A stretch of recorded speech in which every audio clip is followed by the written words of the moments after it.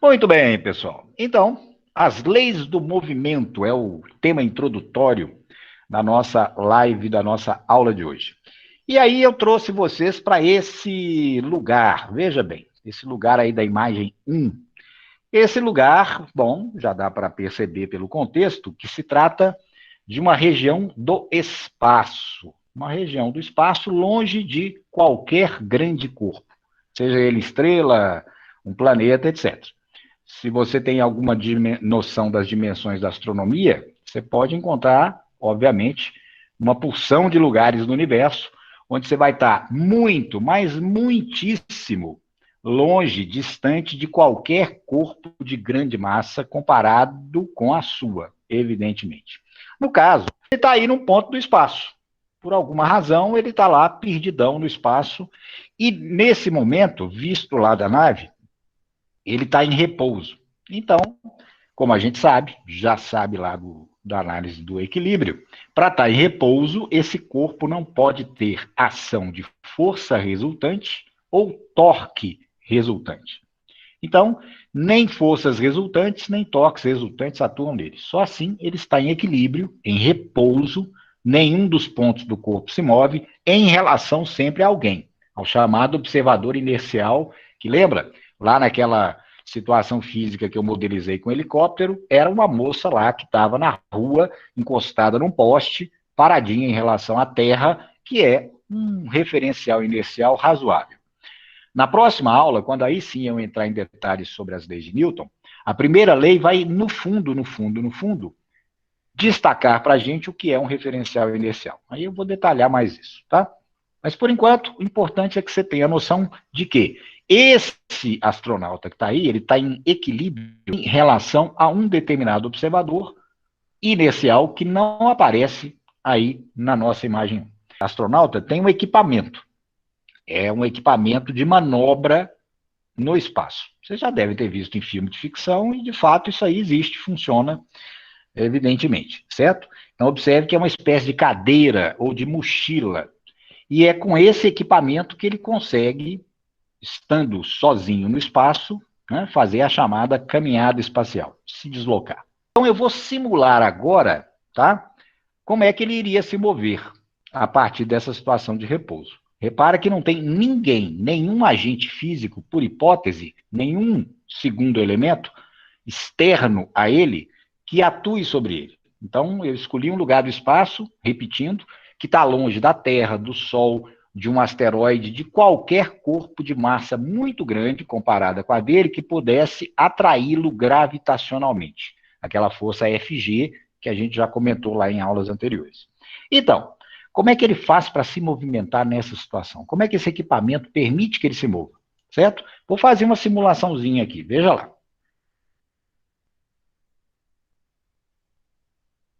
Viu? Ah, então. O que será que aconteceu? Se você percebeu com atenção, claro que depois você vai poder revisar o videozinho. O que você nota na simulação que eu fiz? O astronauta passou a se mover para a direita. E algo passou a se mover simultaneamente. Assim que inicia o movimento do astronauta para a direita, algo se move para a esquerda. Eu coloquei aí na minha simulação uma espécie de nuvenzinha, certo? Depois você repara de novo quando você assistir. E o que é isso? Ora, isso é algo que se desprendeu ou foi lançado, ejetado do sistema de propulsão que ele tem aí na sua mochila, certo? Então é um gás que é aprisionado na mochila sob pressão e quando ele libera um comandozinho, esse gás é ejetado, certo? Então perceba que, inicialmente, a primeira coisa que chama atenção, ele só consegue se mover no espaço se ele ejetar massa num determinado sentido e, consequentemente, ele passa a se mover em sentido oposto. Esse é um fato que hoje é possível, mas que o Newton imaginou lá no final do século XVII. E isso é uma das três leis que ele escreveu no livro famoso que eu vou comentar daqui a pouquinho, certo? Outros detalhes que são mais sutis nessa situação. Para esses detalhes, a gente teria que ter algum sensor que medisse grandezas físicas. Que grandezas? Força, velocidade, e uma grandeza mais sofisticada, que é a aceleração. Suponhamos, então, que a gente tenha lá na nave, que está muito longe, mas que consegue ter aí algum sinal de rádio, comunicação com o astronauta, que ele consiga fazer a telemetria do movimento do astronauta e registre graficamente como é que essas grandezas variaram com o tempo. Repara que eu coloquei aí 3 instantes a partir do momento em que ele começa a se mover. Exatamente porque os sensores notaram, registraram, medindo as grandezas físicas, que houve variação dessas grandezas em 2 intervalos. Por isso que eu separei aí, coloquei 3 momentos do movimento que você assistiu. Um momento inicial, um momento intermediário e um terceiro momento mais adiante no tempo. Muito bem? Além disso, lá no sistema de telemetria da nave, que está muito longe, mas está recebendo alguma transmissão, né, por ondas eletromagnéticas vindas do equipamento do astronauta, foi possível registrar num mesmo gráfico 2 grandezas importantíssimas da mecânica desse movimento. Vamos ver o gráficozinho. Essas 2 grandezas que foram medidas foram força atuante no astronauta, especificamente no centro de massa dele, e a velocidade do centro de massa do astronauta, em função do tempo. Então, na vertical aí, né, do gráficozinho, estarão força e velocidade, na horizontal, o tempo. E olha o que os sensores lá da nossa central de telemetria registraram. Perceba aí 2 gráficos. Veja que o comportamento matemático dos 2 gráficos é muito diferente. Um dos gráficos mostra o aumento e a diminuição da grandeza e depois essa grandeza se anulando. E o segundo gráfico mostra que a grandeza que ele representa cresce até um determinado momento e depois se mantém constante no tempo. Qual desses gráficos representa velocidade, qual representa força atuante resultante sobre o astronauta? É só pensar um pouquinho, mas eu quero que você justifique isso com a noção que você já tem, ou que você vai pesquisar, sobre as leis do movimento. Perfeito? Gente, essa situação aí, que eu acabei de analisar, contém as 3 famosas leis de Newton. As 3 leis de Newton explicam todo esse quadro físico que eu acabei de simular para vocês, certo? Então, se a gente entender bem essa situação física, você entendeu a alma, a essência das 3 leis de Newton para o movimento de uma partícula. E onde essas leis estão? Bom, eu imagino que isso aqui que eu vou apresentar para vocês, vocês nunca viram. É claro que a gente não tem aqui no Brasil, né, a condição de ir lá numa biblioteca e pegar o livro original, a primeira edição do livro do Newton, que é de 1687. Mas esse livro existe, né, nos museus da Europa, principalmente na Inglaterra, lá em Cambridge, onde ele estudou e foi professor e etc. Lá tem o livrozinho original, né, primeiro livro que foi publicado do Newton. E aí, se um dia a gente tiver a oportunidade de ir até lá e folhear esse livro original de 1687, e você, caso abra lá o livro, você vai encontrar essas 2 páginas aí. São, para nós, por enquanto, as páginas mais importantes do livro do Newton, né? Que tem 1000 páginas, certo? Então, esse livrozinho aí é que contém as 3 leis de Newton. Elas estão nessas 2 páginas. Veja aí, qual é o título dessa página da esquerda? Axiomata sive legis motus. Bom, você consegue traduzir o que está escrito aí? Pensa aí rapidinho. Você já viu essa língua antes? Newton era inglês, mas isso aí, mesmo que você não saiba muito inglês, não está com jeito de ser inglês, não é? E não é mesmo. Que língua é essa? Essa língua é latim. Latim? Mas como é que o Newton, que era inglês, escreveu o livro dele em latim? E mais que isso, quando a gente escreve um livro, você tem a expectativa de que as pessoas vão ler o livro. Portanto, só puderam ler o livro quem conhecia latim. Então, como é que se explica isso? A razão, gente, é o seguinte, é que na época a publicação científica era sempre feita por convenção, por acordo lá entre os filósofos da época, que eram assim chamados, em latim. Então é como o inglês hoje. Então aí em cima, você vai pesquisar depois lá, mas eu já vou adiantar. Axiomata, bom, se você reparar nas primeiras letras aqui, ó, axioma. Axioma é um termo de origem grega, né? Então, são axiomas, né? Então, isso aí é uma relação de axiomas, sive legis motus, sobre as leis, legis, em latim, leis, motus, movimento. Então, são axiomas sobre as leis do movimento, certo?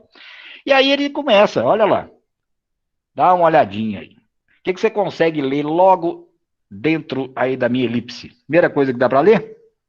Lex 1. Lex, em latim, é o quê? Lei.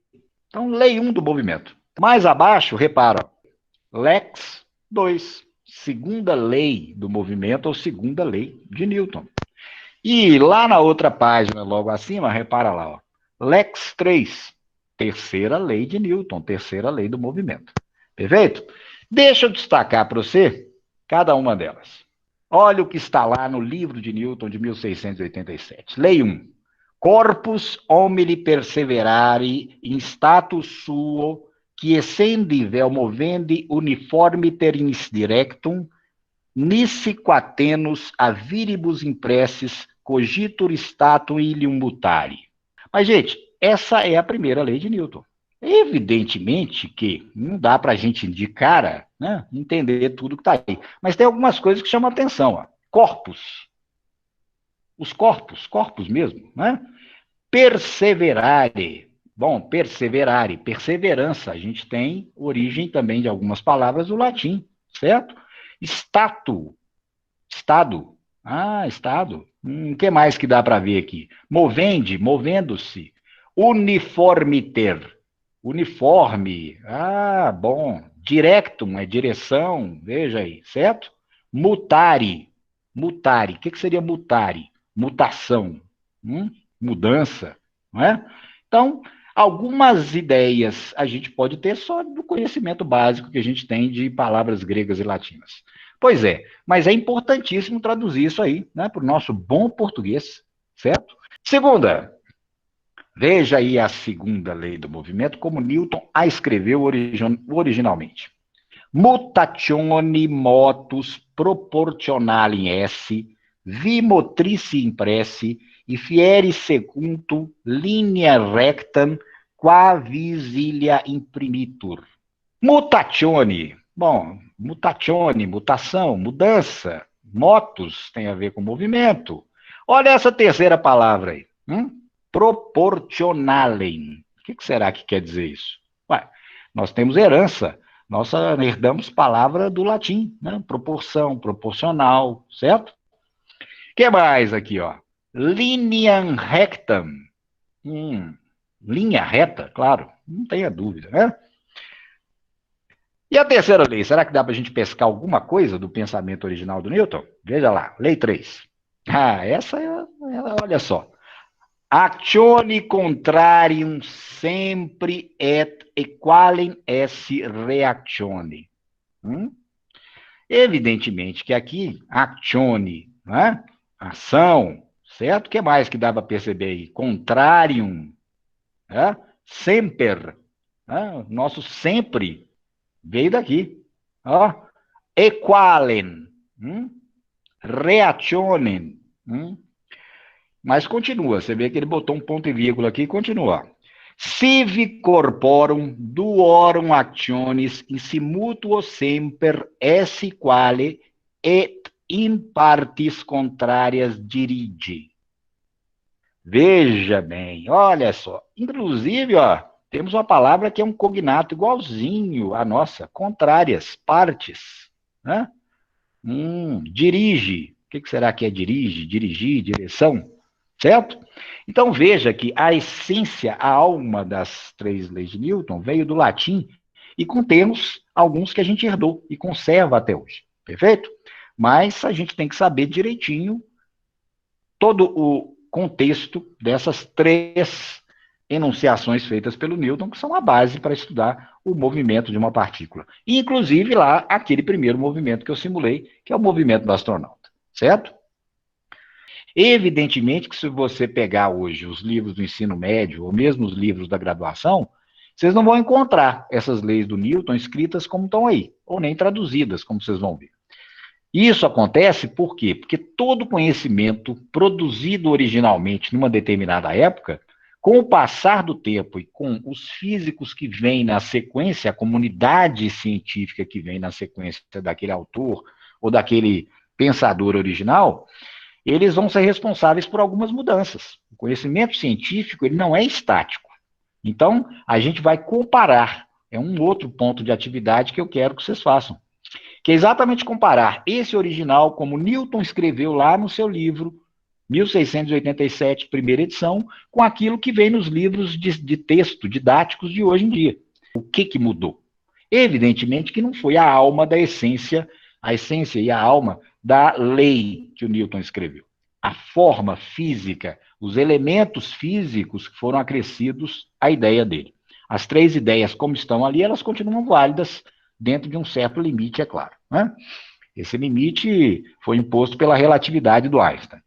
Então, aquilo lá vale para partícula, ela não pode ter velocidade muito grande comparada com a da luz, e assim a gente vai ver outras condições em que as leis de Newton não são válidas mais, certo? Mas para tudo do nosso dia a dia, inclusive para o movimento daquele astronauta lá, as leis de Newton são perfeitamente válidas na sua essência.